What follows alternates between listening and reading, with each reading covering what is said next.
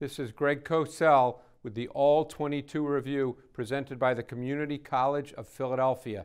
It was a tough road loss for the Philadelphia Eagles out in the Pacific Northwest, but there are some plays that we need to take a look at. Let's get started. First play we want to look at, middle of the first quarter, Seahawks lead 3-0, but it was a sack by Brandon Graham.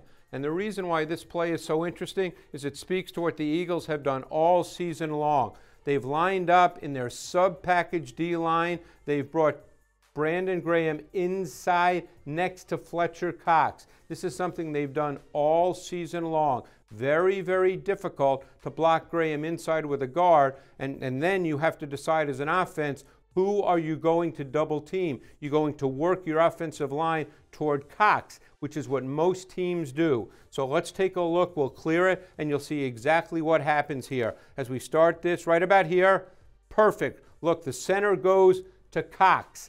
So now you have two on Cox. He's an outstanding inside pass rusher. You get the one-on-one matchup off the guard on Brandon Graham. And Graham has done a great job this season of beating guards one-on-one when he gets the opportunity. Here he just manhandles Luke Jokel and he gets the sack. So let's take a look as this play wraps up. That's a terrific job by Brandon Graham. We know how difficult it is to bring Russell Wilson to the ground. That was an early good omen for the Eagles, but it did not play out with a victory.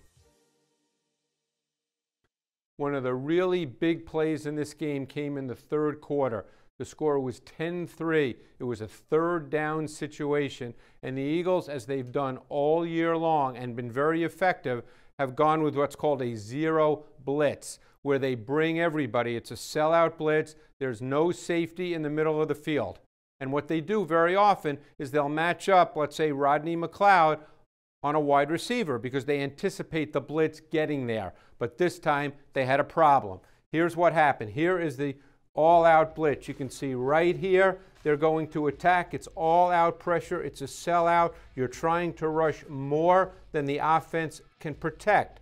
But the Seahawks did a really good job here. What you end up with is Doug Baldwin right here. He's going to be matched on Rodney McLeod. Baldwin is going to run a deep corner route, a deep sail route. So let's clear this and see it work and see how this goes. So let's run it now. You'll see they come with all-out pressure, freeze it right here, perfect. There is the matchup right there. Baldwin on McLeod. Notice McLeod is playing to the inside, so the entire corner toward the sideline will be wide open, and the Seahawks do a great job here. They block it up well. They give Russell Wilson time to make this throw. Let's clear it, and you'll see the result of the play. It was a big play. It got the ball down to the 1-yard line, and the Seahawks on that possession would take it in, and they would go up 17-3. It was a very big play in the game. Carson Wentz and the Eagles offense, after a very difficult first half, came out in the second half and they started moving the ball through the air. Wentz started looking like he's looked for the majority of this season, started putting up big second half numbers, started making plays off movement with his legs, getting the ball downfield. We saw him do that early in the fourth quarter, and it set up the Eagles' touchdown, the Eagles' only touchdown of the game. And what you see here as we run this is you're going to see Wentz. He's in the gun right here, and you're going to see his movement. He's a very good mover. Now he moves to his right to deal with the pressure and then throws the ball back to his left. So let's see that part of the play as we run this. You're going to see him now feels the pressure, steps to his right. That's pocket movement. He's not really running out of the pocket, and he throws it to Aguilar for a touchdown. Aguilar had a big game, but let's see how that worked now. Here's Aguilar right here, and here's Torrey Smith. So now what's going to happen, let's clear this. Aguilar does a really good job right here. It's Aguilar and Smith working together, freeze it right here. But what also happens, which is critical, there's a little bit of a natural rub element right here as well with Smith.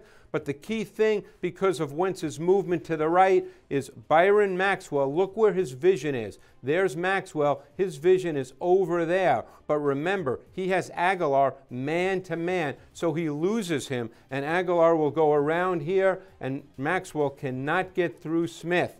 So that's what happens because of Wentz's movement. So we can run this. You see exactly what happens. Maxwell's got his eyes in the backfield, and Aguilar scores. That turned out to be the Eagles' only touchdown of the game in a tough 24-10 loss.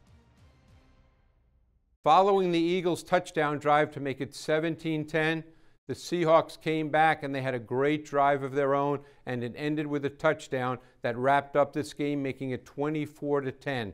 And what they did is they went out of an empty set. You see Russell Wilson in the backfield by himself. This was a major part of the Seahawks game plan in this game, as it has been all season.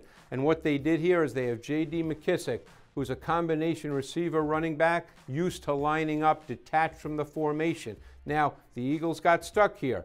This is Michael Kendricks, a linebacker. That's a matchup that the Seahawks wanted. So what you get here is McKissick running what we call sluggo. It's a slant and go. So let's clear it, and we'll take a look at just what happens here. You'll see McKissick up top, right there. He's going to break inside. He's going to break right in here.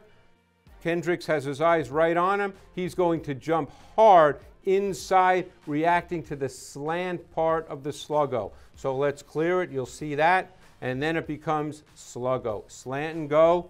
An easy touchdown. It made the score 24-10. That turned out to be the final score as the Eagles lost in the Pacific Northwest.